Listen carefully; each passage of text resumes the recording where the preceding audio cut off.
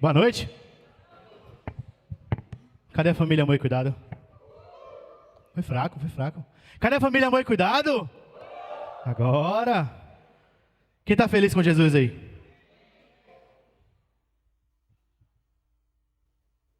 Peraí que o celular resolveu dar... Ah, pronto. Vocês viram, né? O celular que não quer que eu bote o cronômetro, tá? Então, se eu passar o tempo, já sabe de quem é a culpa. Gente, só reforçando, as quentinhas do dia 8, elas são para ajudar o FACE, tá? Elas são para ajudar na inscrição de quem vai tanto trabalhar quanto quem vai fazer o FACE. Então, e outra coisa, é só para vir pegar, aqui vai ser só um ponto de coleta, tá? De entrega. Vai ser para vir pegar e comer na sua residência. Não vai ter espaço aqui para comer a quentinha aqui, tá? Hoje a gente está continuando a nossa série de mensagens, chamada Desintoxicando a Alma. E para quem tem acompanhado, sabe que a gente já passou por finanças tóxicas, por comportamentos tóxicos, e agora nós estamos em emoções tóxicas. E para quem não sabe, meu nome é Tiago, eu tenho 34 anos. E até 2018, 2019, a minha pretensão de vida era continuar como empresário e seguir a minha vida. Eu tinha uma vida bem tranquila, bem confortável. Para quem não sabe, eu e minha esposa tínhamos uma clínica e a gente vivia do que Deus nos abençoava através dessa clínica. Mas em 2018, 2019, Deus me deu aquele famoso chacoalhão e falou assim: não é isso que eu tenho para você. E a partir de então eu tenho me preparado para o ministério. Quem me conhece, me acompanha já sabe como é que é um pouco da minha vida. Mas por que eu estou falando isso? Porque lá em 2018, 2019, eu tinha 20... Deixa eu fazer as contas aqui, eu devia ter uns 30 anos. E quando Deus me direcionou, quando Deus me mostrou claramente o meu chamado, a minha primeira pergunta para Ele foi: mas Deus, agora? Eu já estou velho, Deus. Porque na minha mente, para você seguir no ministério, você tinha que começar cedo. Você tinha que começar nem fazer faculdade, já fazer seminário e seguir. E no meu coração veio esse desânimo e a pergunta era: mas Deus, poxa, eu já perdi tanto tempo. E agora o Senhor me direciona para isso. E Deus falou: comigo não tem questão de idade, não tem questão de nhenhenhen, não. Quando eu chamei Moisés fez a mesma coisa e Moisés fez o que fez. Então, não quer dizer que eu estou me comparando com Moisés, tá? Mas na parte do improvável, eu estou no time de Moisés. E nesse primeiro momento, quando eu fui seguindo e Deus foi direcionando meus passos, surgiu um sentimento em mim. Justamente pelo fato de eu me considerar velho para começar o ministério. E o sentimento que surgiu em mim foi inveja.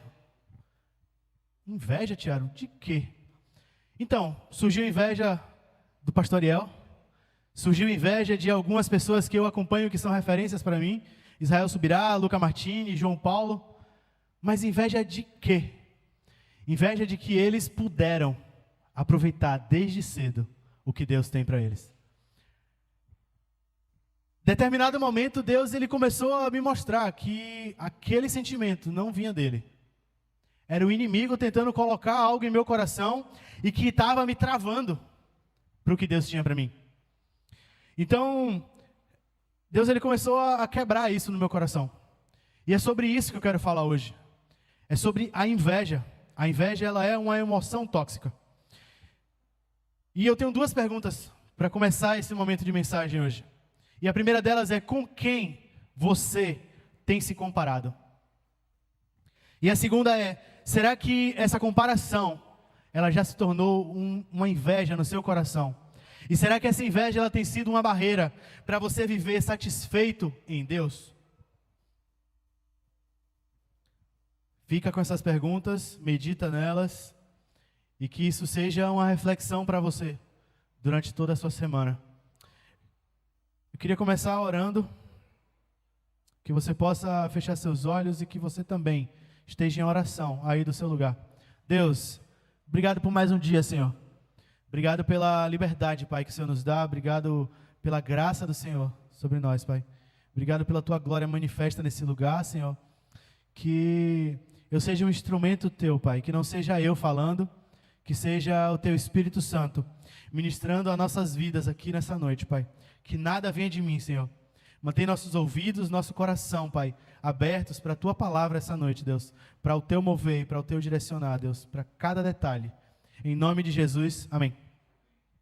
Gente, Deus, Ele tem nos conduzido numa jornada de transformação. Quantos aqui têm sido abençoados, têm sido chacoalhados, têm sido confrontados com essa série de mensagens? Alguém além de mim? Glória a Deus. Deus, Ele tem nos levado nessa jornada. Deus, Ele tem trazido libertação para muitos. Tem trazido cura para muitos. E transformação de uma forma extraordinária através dessas mensagens que a gente está recebendo aqui. E talvez o seu pensamento seja: Deus, quando é que essa surra vai acabar? É lapada atrás de lapada, Deus, eu não aguento mais. Mas calma, o processo de disciplina e repreensão de Deus, ele sempre, tenha isso no seu coração, ele sempre visa o seu e o meu aprimoramento. E ele sempre nos leva a um lugar de maior conhecimento e profundidade do nosso Senhor. Então, se você está passando por esse processo, se você está sendo moído, se você está sendo esticado, se você está sentindo como se você estivesse dentro de um pilão e Deus batendo assim, ó, no pilão, saiba que você está no melhor lugar que você poderia estar agora. O texto que eu quero trazer hoje está lá em Filipenses, capítulo 4, nos versículos de 11 a 13. Se você não trouxe a sua Bíblia, você pode acompanhar com o irmão do lado. E se você também não trouxe, vai passar aqui. Vai passar? Vai. Vai passar também aqui no telão. Você pode acompanhar. Eu vou estar lendo o tempo todo na NVI, tá? Filipenses 4, 11 a 13.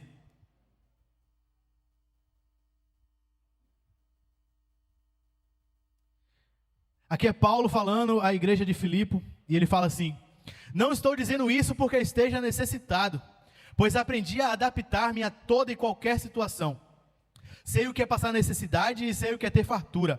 Aprendi o segredo de viver contente em qualquer situação, seja bem alimentado, seja com fome, tendo muito ou passando necessidade.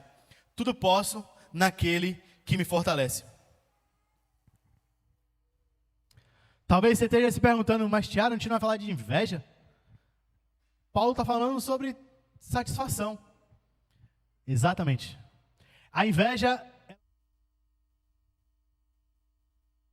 Mutaram, me liberaram. A inveja, ela parte da insatisfação. E a gente vai ver um pouco sobre isso.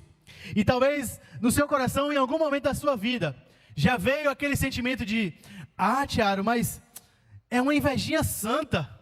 Não tem nada de mal em querer melhorar a minha vida, em querer ter algo melhor. Calma. Inveja, do francês antigo, envie, não sei. Originado do latim invidia. Mas o que eu quero frisar é, no sentido literal da palavra, é olhar com maldade ou ressentimento. Então, se o sentido literal da palavra inveja é olhar com maldade ou ressentimento, você já respondeu a sua pergunta de que sim, tem algo demais na inveja. E que não existe inveja santa, como muitos defendem por aí. Análise pessoal em que comparamos a nossa posição no mundo com a posição em que enxergamos os outros. Então talvez você se enxerga em um local e você enxerga o seu irmão em um outro local. Isso é inveja. Gente, eu estou só citando, descarregando em cima de vocês um bando de conceitos, um bando de talvez, sentidos da palavra, mas vocês vão começar a entender daqui a pouco.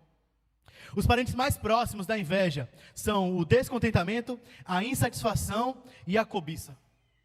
Todos nascidos do casamento entre a comparação e o rancor.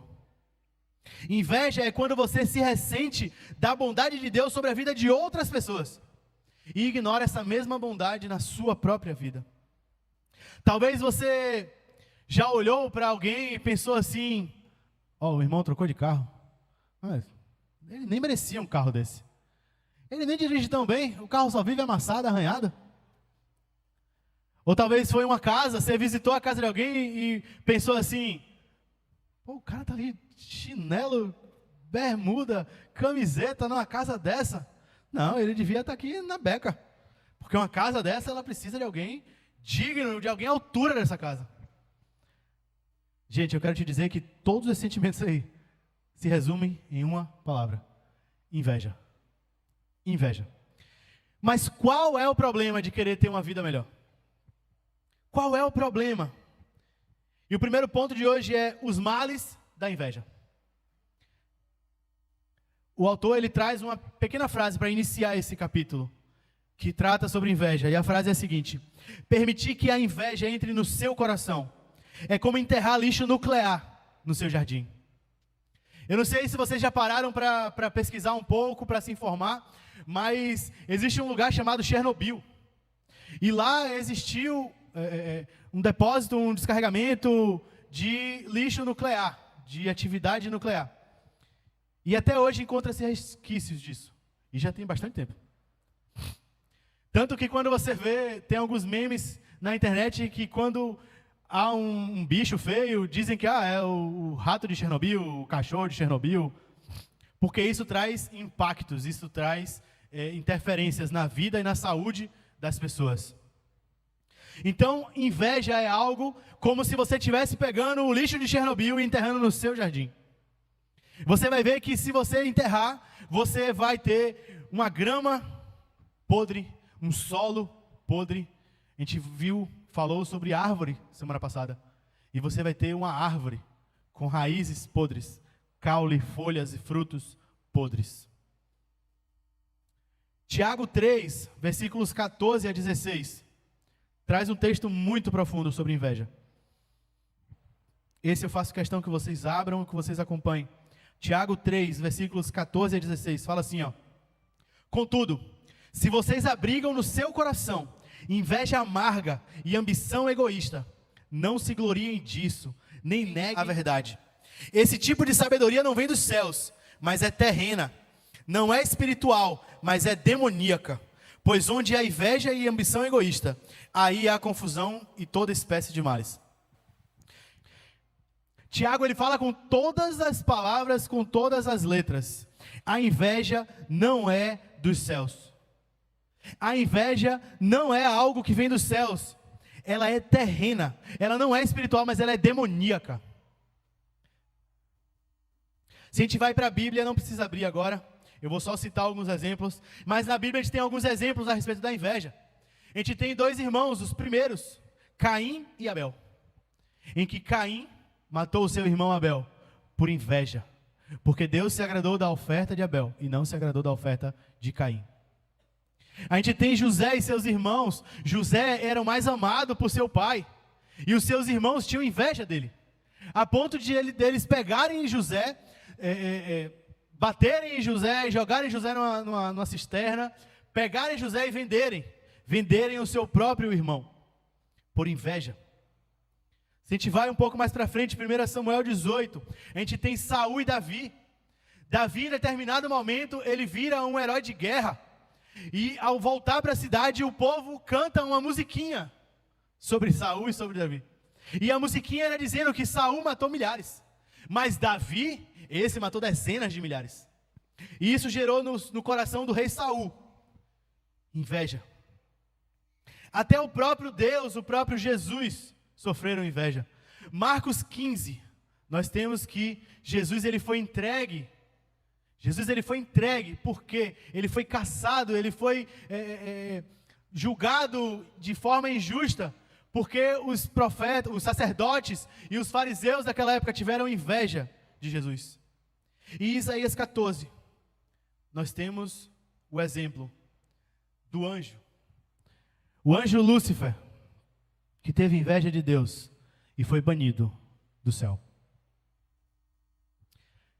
Eu não sei quantos aqui já assistiram aqueles filmes de ação. Eu citei semana passada o John Wick.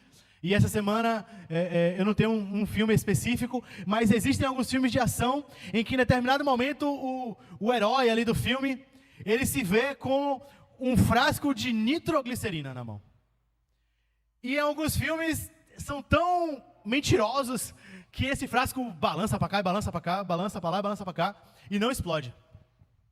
Só que o fato é, a nitroglicerina é uma substância muito volátil e muito explosiva. Então qualquer coisinha, ela explode. Agora imagina você carregando um frasco de nitroglicerina dentro do seu coração. Assim é a inveja. A inveja, ela é volátil. E ela explode a qualquer momento. No mínimo movimento. No mínimo escorregar. Provérbios 14:30 fala: o coração em paz dá vida ao corpo, mas a inveja apodrece os ossos. O autor, ele traz uma frase e fala assim: a inveja parece emitir um sinal de disponível para os demônios que buscam um encontro barato. A gente viu Tiago falando que a inveja, ela não é do céu, a inveja, ela é demoníaca.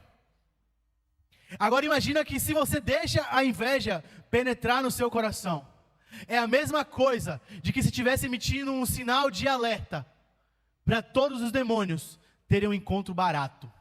Ou seja, eles não precisam nem fazer muito esforço. Eles não precisam nem trabalhar muito a sua mente. Qualquer coisinha, pum, explode. Sócrates traz a seguinte frase: a inveja é filha do orgulho. Ela é autora do assassinato e da vingança. Ela é supliciadora perpétua da virtude. A inveja é o lodo imundo da alma, peçonha que consome a carne e seca os ossos, putrefaz-nos como o câncer, de dentro para fora. Todos esses exemplos, todas essas frases, todos esses textos bíblicos, tudo que eu quis aqui falar, é para que entre na sua mente, entre no seu coração. A inveja não tem nada de bom. A inveja não tem nada de santa. Não pode vir nada bom da inveja. Só destruição e morte. A inveja não é dos céus. A inveja, ela não é espiritual. A inveja, ela é terrena e ela é demoníaca. Esses são os males da inveja. Então, se a sua pergunta no início foi: Tiago, mas o que é que tem? Qual o problema de querer ter uma vida melhor? Qual o problema de querer alcançar algo melhor? É porque talvez o seu catalisador, o seu impulsionador para isso seja a inveja. Talvez você não queira ter uma vida melhor. Talvez você não queira, alcançar um emprego melhor. Talvez você queira alcançar o emprego do seu irmão. Talvez você queira alcançar uma bênção, porque você viu o seu irmão sendo abençoado por isso. E eu queria trazer 2 pontos agora. O primeiro deles é o que não fazer. Tiago, agora eu já sei, a inveja, ela não é boa. A inveja, ela me mata por dentro. A inveja, ela apodrece os meus ossos. E ela é o lodo imundo da alma. Eu não quero isso para mim. Eu entendo que Deus não quer isso para mim. O que é que eu faço? Calma. Primeiro eu quero mostrar o que você não faz. 2 Coríntios 10, versículo 12. Fala assim: não temos a pretensão de nos igualar ou de nos comparar com alguns que se recomendam a si mesmos. Quando eles se medem e se comparam consigo mesmos, agem sem entendimento. Não se compare. Não se compare. A gente viu aqui que a inveja, ela nasce da comparação e do rancor. Não se compare. Não entre nessa cilada. Tiago, mas é tão comum isso. É bem comum. É tão comum que até os discípulos se comparavam. Então, em determinados momentos ali dos evangelhos, vocês vão ver, é claro, os discípulos disputando uma posição de destaque no ministério de Jesus. A ponto deles virarem para Jesus e falar assim: Jesus, lá no céu, deixa que eu me assente à sua direita e meu irmão assente à sua esquerda. Não, Jesus, mas quem aqui, quem é o melhor aqui? Quem é que o Senhor mais ama aqui? Quem é? João 21, ele traz um texto que eu gosto muito. Ele traz a pesca milagrosa. Jesus, depois de ser crucificado, de ressuscitar, ele aparece aos discípulos. E em determinado momento ele aparece aos discípulos na praia. Pedro tem a brilhante ideia de falar assim, eu vou pescar. Vou pescar. Já que nada deu certo, já que Jesus morreu, eu vou pescar. Vou voltar para a minha vida. E Pedro ele vai, e alguns discípulos o seguem também. E eles vão lá, eles pescam. E ao voltar da pesca, eles encontram um homem na praia. E o homem está ali, preparando peixe. E a determinado momento, os discípulos reconhecem que aquele era Jesus ressurreto. Então Jesus pergunta, cara, vocês não pegaram nada? Aí os discípulos, não. Aí Jesus fala, joga do outro lado. Eles jogam e eles têm a segunda experiência com Jesus a respeito de pesca. A respeito de direcionamento sobre a vida deles. Mas o que eu quero falar aqui não é isso, é o que acontece depois disso. Jesus ele deixa alguns discípulos ali comendo e ajeitando a pesca. E ele chama Pedro. Pedro que tinha negado Jesus 3 vezes. Pedro que estava envergonhado. Pedro que estava ali destruído por dentro. Porque ele negou o mestre dele. E Jesus ele vem e pergunta para Pedro, Pedro, tu me amas? E Pedro responde, eu te amo, Jesus. Pedro, tu me amas? Jesus, eu te amo, Jesus. Pedro, você tem certeza que você me ama? E Pedro cai a ficha e ele fala, Jesus, o Senhor sabe o que passa no meu coração. O Senhor sabe até onde eu posso ir e até onde eu te amo. Jesus ali, ele restaura Pedro, ele restaura e dá um ministério a Pedro. Ele fala para Pedro como é que Pedro iria morrer. E a pergunta de Pedro é, eu amo Pedro. A pergunta de Pedro é, Jesus, mas e João? Pedro estava tendo uma experiência maravilhosa na vida dele. Pedro estava tendo o chamado dele ali na hora, ali, ó, Pedro, você vai fazer isso. Até a morte Jesus falou como é que Pedro ia morrer. E Pedro vira e vê João seguindo Jesus e Pedro fala assim, mas Jesus, e ele? E aí Jesus dá uma rasteira em Pedro, no bom sentido.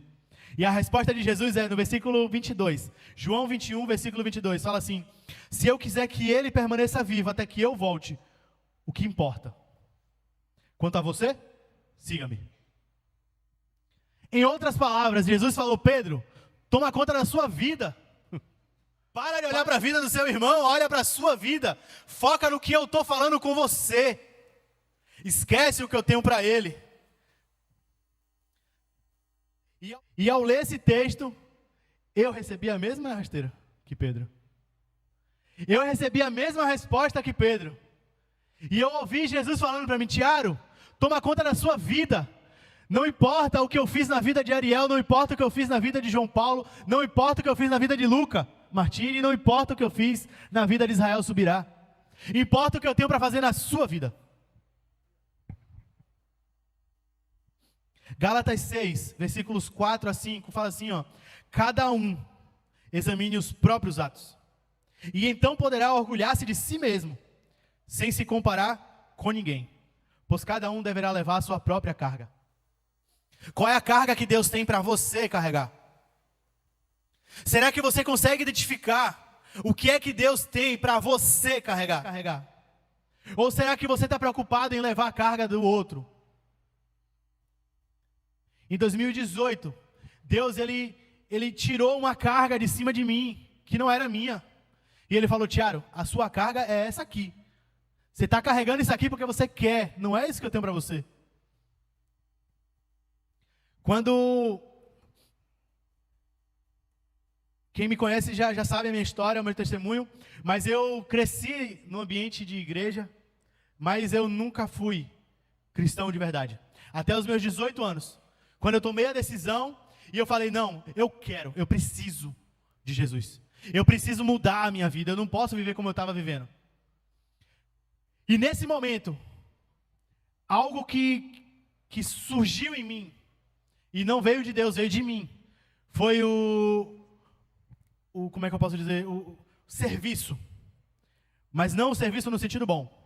O serviço no sentido de, tem vaga ali, vou lá. Tem vaga ali, vou lá. Não, tá precisando de gente ali, vou lá. Não, não tem gente lá, eu posso. A ponto de eu me afundar e de em determinado momento eu virar e falar assim, rapaz, eu não aguento mais. Não aguento mais. Não aguento mais. E foi justamente quando eu estava vindo para Itabuna. Estava me mudando de Salvador para Itabuna. E ao chegar aqui, eu passei um período, quase um ano, sem servir.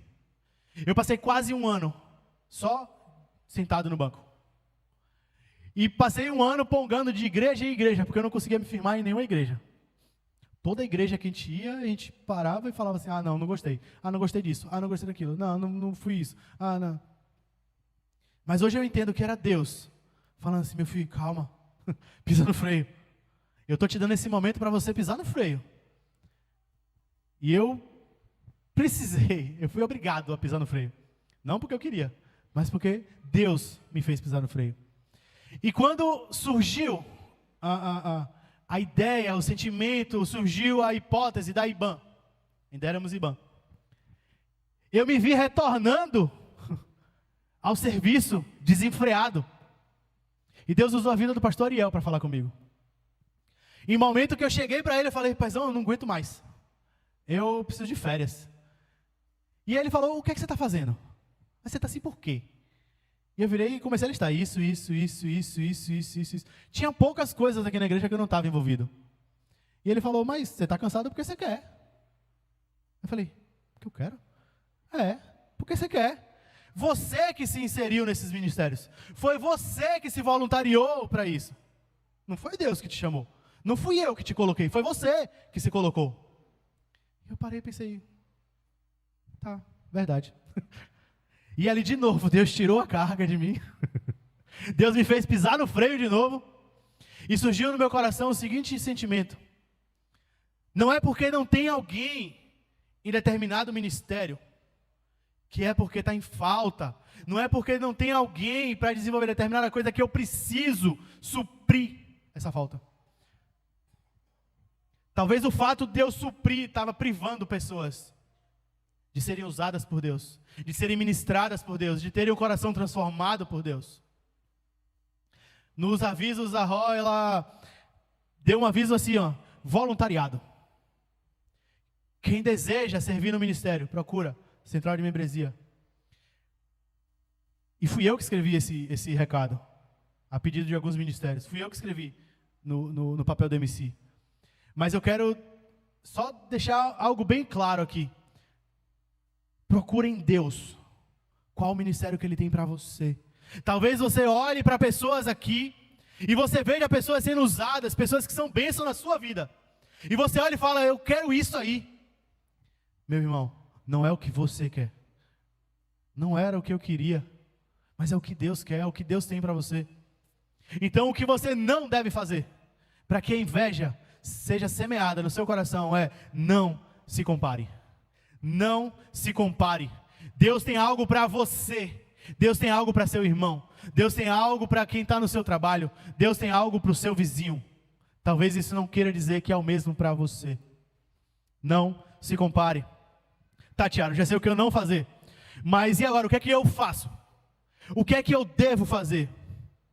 Eu vou pedir para vocês abrirem em Romanos 12, versículo 15.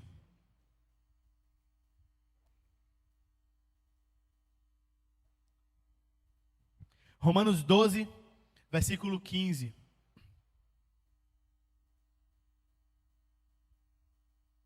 Paulo fala assim, alegrem-se com os que se alegram, chorem com os que choram.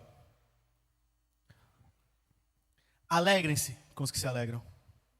Talvez o seu primeiro pensamento, o sentimento que vem no seu coração, quando você vê alguém em uma posição de destaque, ou quando você vê alguém recebendo alguma bênção, ou quando você vê alguém alcançando um objetivo, talvez até algum objetivo que seja seu, o que vem no seu coração é, ele não merece. Ou o que vem no seu coração é, era para eu estar ali. Mas o que deveria vir no seu coração é isso aqui que Paulo está falando. Alegria. Alegria. Talvez o que vem no seu coração é choro. Mas aí você está invertendo a ordem. Você está chorando com os que se alegram e você está se alegrando com os que choram. Não dá. Não dá para viver assim. Há um tempo atrás eu acompanhava muito as lutas de UFC. Ainda gosto, mas parei de acompanhar. E tem algo nas lutas que chama atenção. Sabe o que é? Não é o início, não é o meio, mas é o final. Porque os caras estão se esmurrando. Os caras estão se chutando, estão se esbofeteando ali. Está arrancando um sangue do outro. Mas quando acaba a luta, a primeira coisa que eles fazem, independente do vencedor, é um abraçar o outro e parabenizar o outro. O cara está com o olho fechado, o sangue escorrendo na cara, menos um dente, e tá, meu irmão, parabéns, parece que você lutou muito bem. Quem aqui teria essa disposição? Quem aqui ficaria alegre com a vitória do outro? Aí você deve estar pensando, Diana, mas não, mas é porque é fingido, faz de conta. E se não for? Eu não estou no coração deles para saber. Eu não estou no seu coração para saber. Mas Deus está. Deus sabe. Deus conhece. Até aquela portinha que está lá trancada, as 7 chaves. Está lá escondida. Que você colocou um bando de estante na frente assim, para Deus não ver. Deus sabe o que está lá dentro. Lá dentro. Alegrem-se com quem se alegra. O nosso sentimento não deve ser se ressentir das bênçãos do outro.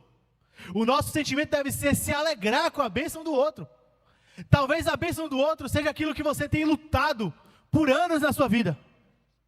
Talvez Deus ele não te deu essa bênção, porque você ainda não está pronto para isso. Deus não abriu essa porta para você, porque você não está preparado para isso. Você não está moldado para isso. Celebre na companhia dos abençoados. A gente lê um texto, o texto base, lá em Filipenses 4, de 11 a 13. Paulo, ele passou por muita coisa.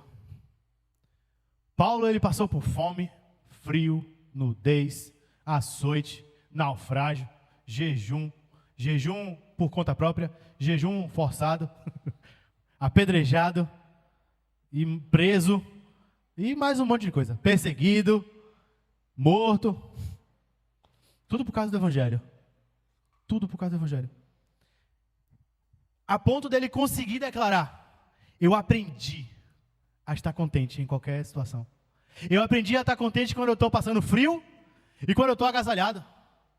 Eu aprendi a estar contente quando eu estou com fome e quando eu estava num banquete. Pedro ele não estava olhando para os reis. Pedro ele não estava olhando para os seus antigos colegas de estudo. Pedro era um homem estudado. Paulo era um homem estudado. Paulo é um homem que foi instruído aos pés de Gamaliel, um dos maiores pensadores da época dele. Há autores que denominam Paulo como o maior teólogo da história. E o maior teólogo da história estava dizendo: eu não me importo de passar frio, eu não me importo de passar fome, eu não me importo de passar dificuldade, se for em nome do Senhor. Paulo, ele aprendeu a olhar para a própria grama. Vocês já ouviram essa expressão? A grama do vizinho, ela é sempre mais verde. Sempre mais verde. Eclesiastes 6, versículo 9, fala assim, ó: melhor é contentar-se com o que os olhos veem, do que sonhar com o que se deseja. Isso também não faz sentido, é correr atrás do vento. Melhor é contentar-se com o que os olhos veem, do que sonhar com o que os olhos desejam. Talvez você sempre se apegue a isso. A grama do vizinho, ela é mais verde. Ah, porque o emprego do vizinho ele é melhor. Ah, porque a casa do vizinho ela é melhor. Ah, porque o carro do vizinho ele é melhor. Ah, porque a família do vizinho ela é melhor. Ah, porque o vizinho fez uma viagem tal. O Craig Groeschel, ele traz uma ilustração nessa parte do livro. E ele fala assim, ó: talvez a grama do vizinho seja até mais verde que a sua. Mas talvez o problema seja a perspectiva em que você está olhando a grama. Porque talvez, de onde você olha, você só consegue ver a grama, você não consegue ver o cocô que está por baixo da grama. Desculpe o uso da palavra, mas é essa palavra que ele usa. Você não consegue ver toda a sujeira que está ali, ó, impregnada por baixo da grama. Você não consegue ver que tem lixo nuclear enterrado embaixo do quintal do seu vizinho.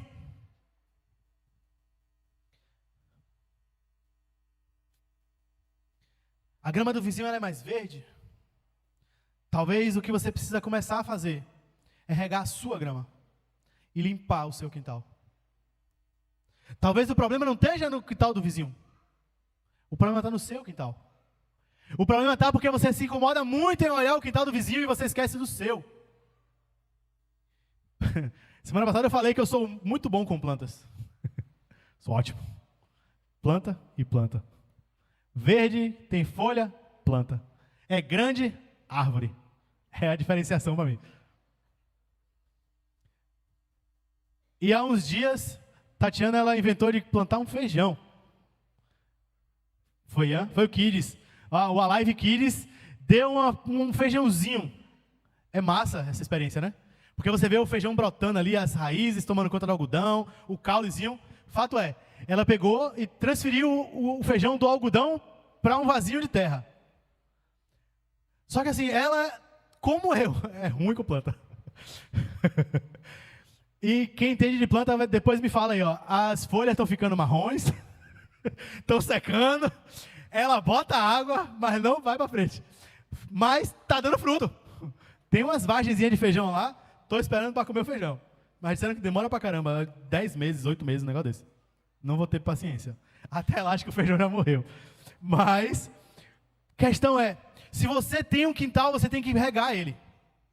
Se você quer ter uma planta, você precisa cuidar dessa planta. Os planteiros de plantão vão saber melhor que eu. Mas existem momentos em que o vaso em que você planta, ele já não é mais suficiente, você precisa ficar trocando de vaso em vaso, de vaso em vaso, de vaso em vaso.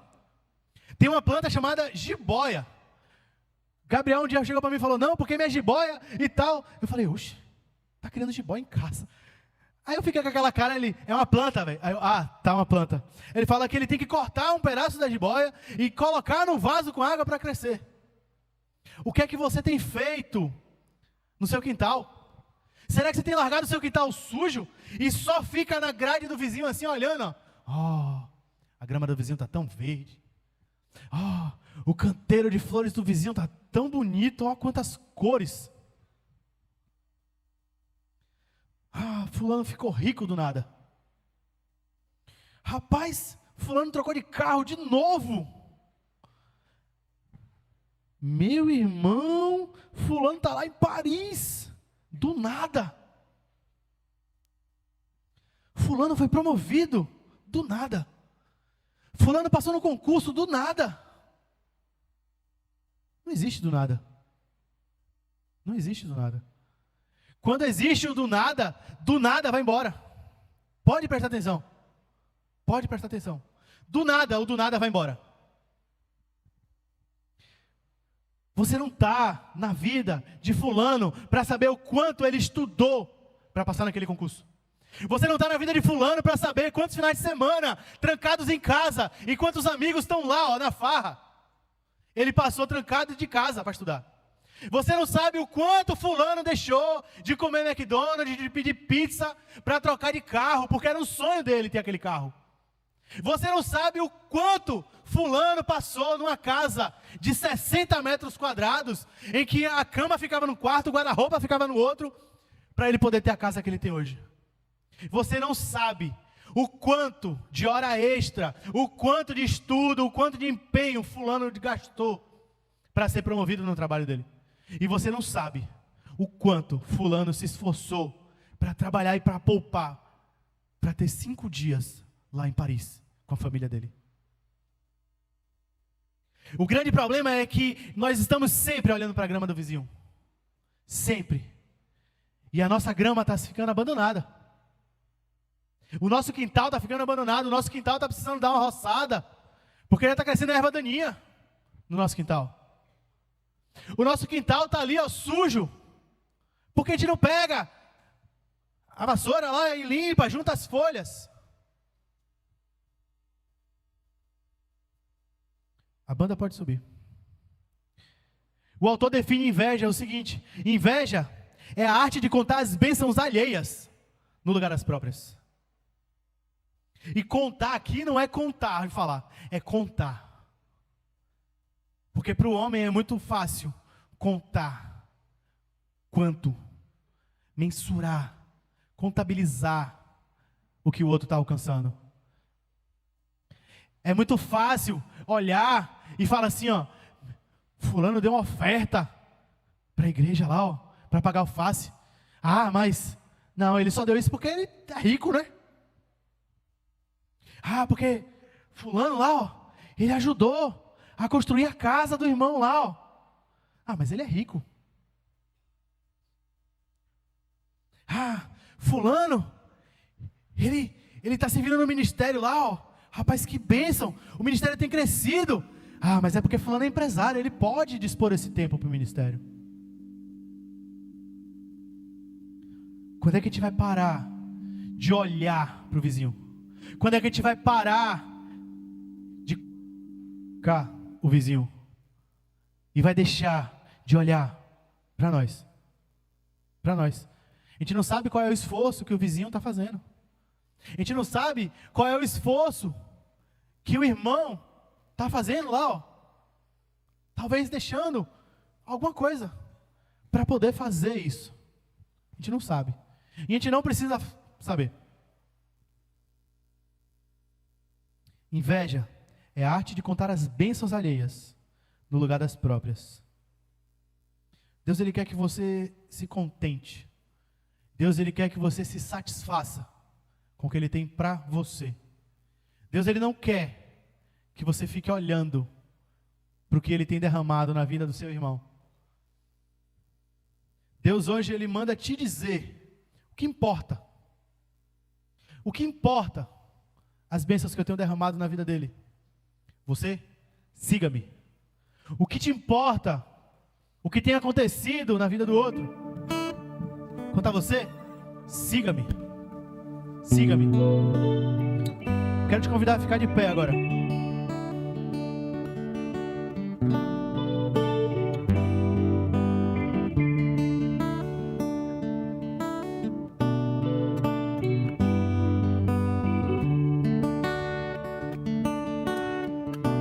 Talvez a sua pergunta é: tá, Thiago, eu já sei o que não fazer. Eu sei que eu não posso me comparar com os outros.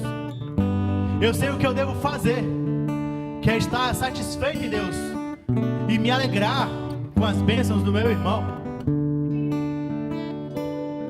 Mas como é que eu faço isso, Thiago? Porque na minha mente a primeira coisa que vem quando eu vejo o irmãozinho lá, ó, na bênção, é falar assim: ele não merece. A primeira coisa é: mas Deus, por quê? Veio para ele e não veio para mim.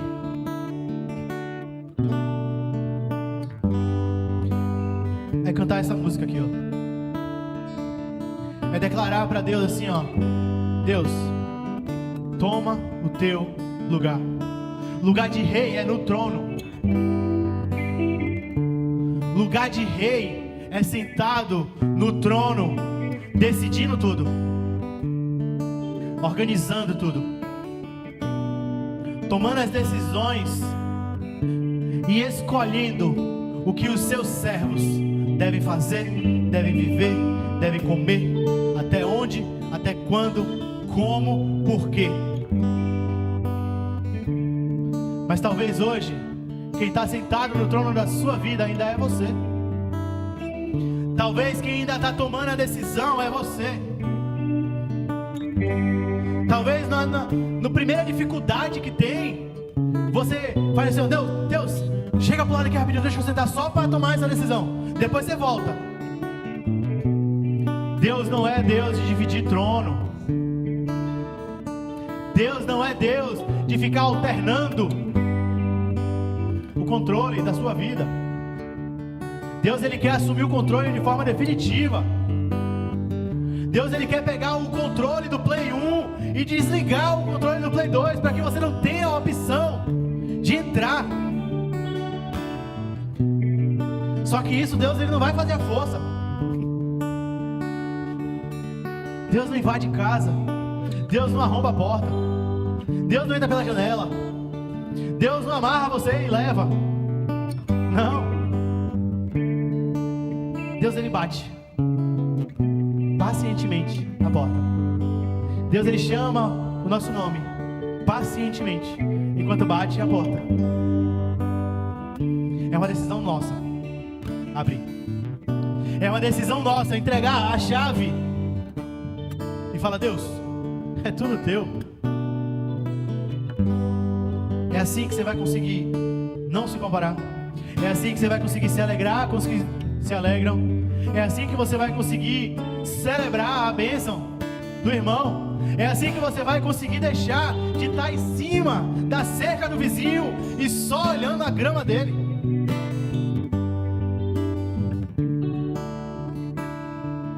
A gente vai cantar essa música agora e que ela seja uma oração para você. Que você declare essas palavras como uma verdade, como um compromisso, como a assinatura de um contrato com Deus, falando assim, ó: Deus, toma o teu lugar. Deus, eu saio do trono, porque eu sei que é o Senhor que é o dono do trono.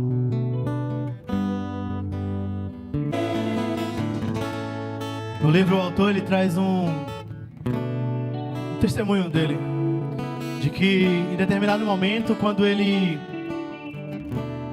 estava iniciando o ministério, ele soube de uma menininha, filha de irmãos da igreja dele, que estava doente no hospital em fase terminal. A igreja, ela já tinha orado por essa menina, já tinha algum tempo orando e jejuando pela vida dela. E determinado dia ele vai lá no hospital visitar a menina. E ele vai com o sentimento de: é a última visita que eu vou fazer. Eu vou cumprir o ministério, o que o ministério diz que eu preciso fazer por ela. E em determinado momento ele chega para essa menininha e fala assim: qual é o seu maior desejo agora? Se você pudesse pedir alguma coisa, qualquer coisa, o que você pediria agora? E diz que a menina pensa, e ele se prepara, né, pra, sei lá, eu quero uma boneca tal, eu quero, sei lá, comer tal coisa, eu queria estar na escola, eu queria estar com as minhas amigas, eu queria estar brincando. E essa menina, no auge da sua maturidade de 6 anos, ela vira para esse pastor e fala assim, ó: bem, mamãe e papai estão aqui. Eu tenho os meus 2 álbuns de figurinha prediletos completos aqui comigo. Eu tenho a minha boneca e eu tenho Jesus no meu coração. O que mais uma criança poderia ter? O que mais uma criança poderia querer nesse momento? E ele fala que naquele momento ele fica sem palavras. Ele fica sem reação. O que é que você tem declarado para Deus? Deus, ele tem te dado tanta coisa. Deus, ele tem derramado tantas bênçãos sobre a nossa vida. Será que a nossa declaração para Ele, em retribuição a isso, é: Deus, eu já tenho vida, eu tenho força, eu tenho capacidade para correr atrás de um emprego, eu tenho liberdade de estar na igreja lá domingo com meus irmãos, eu tenho a minha família, eu tenho comida todo dia na minha mesa. Será que tem sido esse o seu coração? Será que no seu coração tem brotado gratidão a Deus? Ou será que tem brotado: Deus, já que o Senhor falou, estou precisando de um carro novo, Eu não estou dizendo, meus irmãos, que não é saudável você buscar uma vida melhor, mas o que é que tem vindo como consequência dessa busca? Será que você tem perdido a sua família por isso? Será que você tem perdido o privilégio de estar aqui, em comunhão com os irmãos? Será que você tem perdido a oportunidade, talvez, de servir no ministério? Será que o seu coração ele nunca está satisfeito com o que Deus tem te dado? E você está sempre murmurando, sempre questionando. Ah, Deus, olha, esse aqui é bom, mas, poxa, tem o melhor. Eu já contei isso aqui algumas vezes, mas meu sonho era ter uma moto grande, de alta cilindrada. Mas Deus já falou claramente ao meu coração o seguinte: Tiago, você não tem maturidade para isso. Você não tem. Eu prefiro te privar de um desejo seu, mas te ter vivo aí, ó, proclamando a minha palavra, do que conceder o seu desejo e você se bater numa árvore na primeira curva ali. Talvez Deus ele tenha te falado que Ele não vai te dar tal coisa que você deseja, porque você não está preparado. Talvez Ele está te falando que Ele não vai abrir determinada porta de emprego para você. É um emprego maravilhoso, é um salário maravilhoso, mas você vai abandonar Ele por causa desse emprego.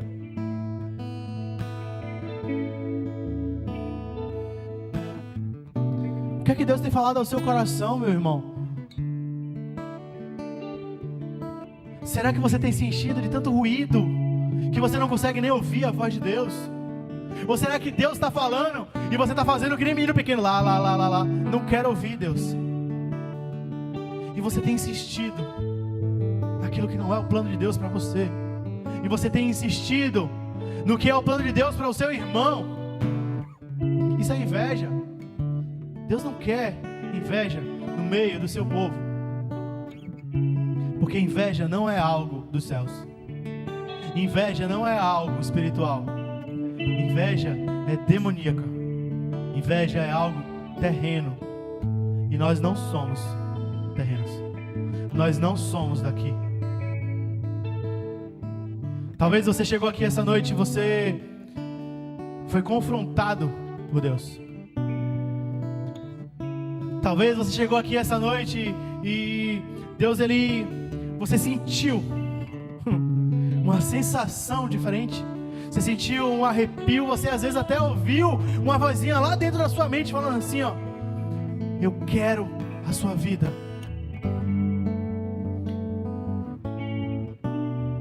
Se você hoje, assim como eu, com 18 anos, tomei a melhor decisão da minha vida e falei assim: Deus, eu não quero mais viver do jeito que eu estou vivendo. Eu não quero mais tomar as decisões da minha vida. Eu não quero mais estar sentado no trono da minha vida. Eu não tenho maturidade para cuidar da minha vida. Aceita, Deus, a minha vida em tuas mãos. Aceita, Jesus.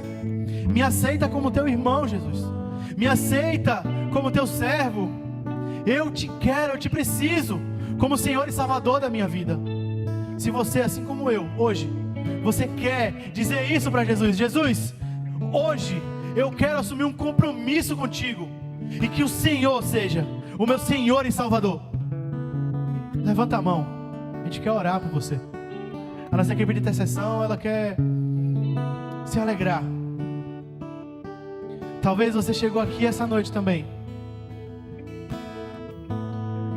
e você é um desses que tem tapado os ouvidos e feito birra com Deus.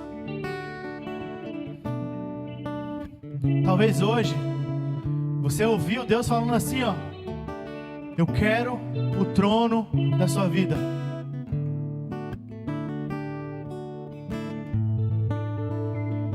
Se você é uma dessas pessoas, feche o seu olho, coloca a mão no seu coração e repete essa oração que eu vou fazer com vocês. Pai, obrigado por esse dia. Obrigado pela tua voz. Obrigado porque hoje eu entendo que o trono é teu, que o controle é teu, que as decisões não são minhas, são tuas. toma o lugar. Toma o teu trono, Deus. Assume o controle, Senhor. Me perdoa, porque eu tenho vivido um cabo de guerra, que eu não tenho aceitado aquilo que o Senhor tem me falado. Aceita esse lugar de destaque da minha vida, e que a partir de hoje, tudo que eu fizer, seja para a tua glória, seja com gratidão, seja satisfeito, seja contente na tua presença, por quem tu és em mim. Em nome de Jesus, amém. Deus, obrigado, Pai, por tudo que o Senhor fez essa noite. Obrigado por tudo que o Senhor nos despertou a viver, Pai, a partir dessa palavra. Obrigado pelo que o Senhor vai fazer através de nossas vidas essa semana, Deus. Pai, continua, Deus, continua mexendo naquilo que o Senhor quer mexer, continua movendo naquilo que o Senhor quer mover, continua fazendo aquilo que o Senhor quer fazer, porque a tua vontade é boa, perfeita e agradável para nós. Perdoa, Senhor, porque nós não sabemos viver conforme o Senhor quer que a gente viva, e é só com o Senhor no controle que a gente passa a entender isso, e a gente passa a viver a plenitude da tua presença, a gente passa a viver aquilo que o Senhor tem para nós vivermos. Pai, nos leva em paz para casa, guarda nossas vidas, nos livra de todo mal, nos livra de todo acidente, Pai. Nos dá uma semana debaixo da tua paz, debaixo da tua graça, Senhor, e que a cada dia nós possamos buscar a tua glória, a tua presença, onde nós estivermos, e que nós possamos ser portadores da tua presença onde nós formos, que nós sejamos influenciadores e não influenciados, que nós sejamos aqueles que fazem a diferença nos ambientes em que estamos, que a gente leve a tua glória para todos os ambientes em que a gente vá, e que a tua presença seja sentida, Deus, através da nossa vida, Pai, dia após dia, dia após dia, em nome de Jesus, amém. Meus irmãos, Deus te abençoe, uma ótima semana, vá em paz para casa. Se você quer ter algum pedido de oração, a nossa equipe de intercessão vai estar aqui na frente. Você é livre para vir e pedir, compartilhar alguma luta com nossos irmãos. Deus te abençoe.